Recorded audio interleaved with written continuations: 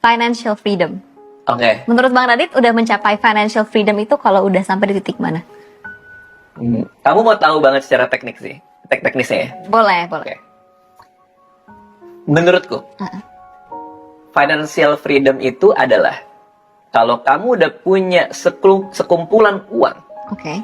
yang kamu investasikan di sebuah tempat, Oke. yang kamu bisa tarik 4% setahun untuk memenuhi gaya hidup kamu.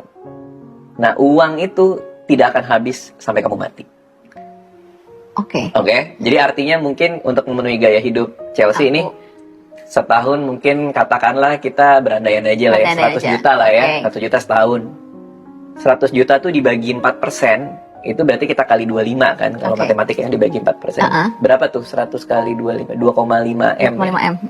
Kalau kamu punya duit 2,5 M, kamu bisa tarik 4% setahun, sampai kamu mati duit itu nggak akan habis. Karena kamu bisa ditaruh di obligasi, ditaruh reksadana pendapatan tetap, karena dia naiknya 7% rata-rata.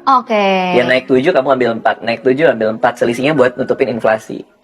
Nah, technically adalah, menurutku, itu namanya 4% rule. Kalau kamu punya uang sebanyak itu, kamu bisa tarik 4% setahun, kamu udah financially free. Sampai mati.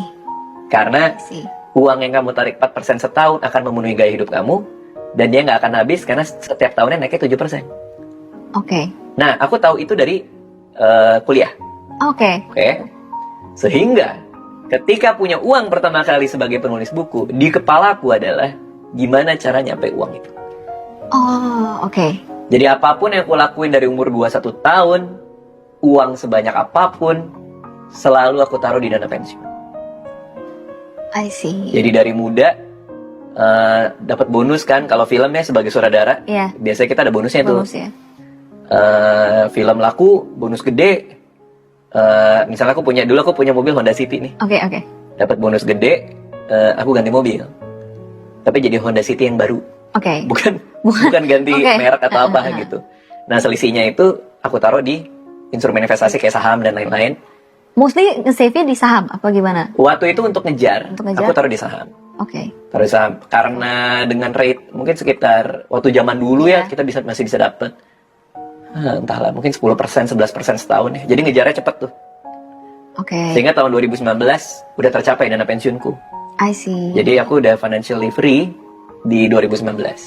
I see. Dari umur 21 udah punya angka itu soalnya. Keren jadi banget. taruh terus. I see. Cuma kalau untuk anak muda nih Bang, what advice would you give buat kita semua supaya bisa mencapai titik itu? Dan kurang lebih kalau misalnya mau invest itu bagusnya kemana sih? Karena kan banyak yang bilang kalau anak muda harus agak berani dikit lah, jangan terlalu yang safe banget. Kan ngomong begitu kan? Nah yang pertama, wah ini seru nih ngomongin ini. Yang pertama, kita harus tahu dulu angkanya.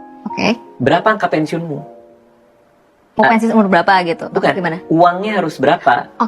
Cara ngitungnya adalah pengeluaran sebulan dikali 12 dapat pengeluaran setahun. Dibagi 4%. Nah itu angka target dana pensiun. Itu dulu yang harus tahu. Makanya, ini aku ceritain malam pertamaku ya, sama Anissa ya.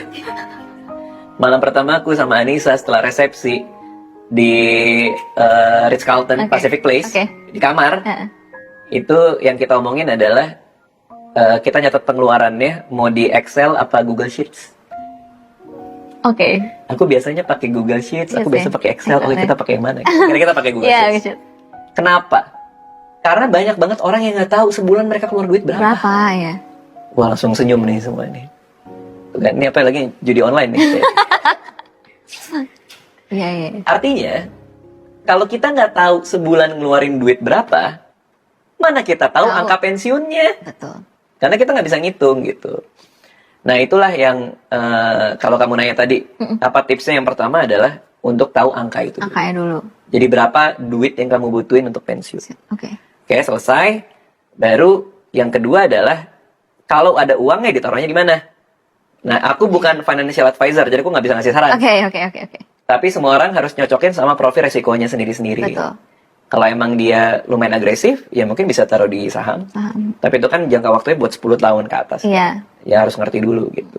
Itu sih kira-kira. I see, menarik.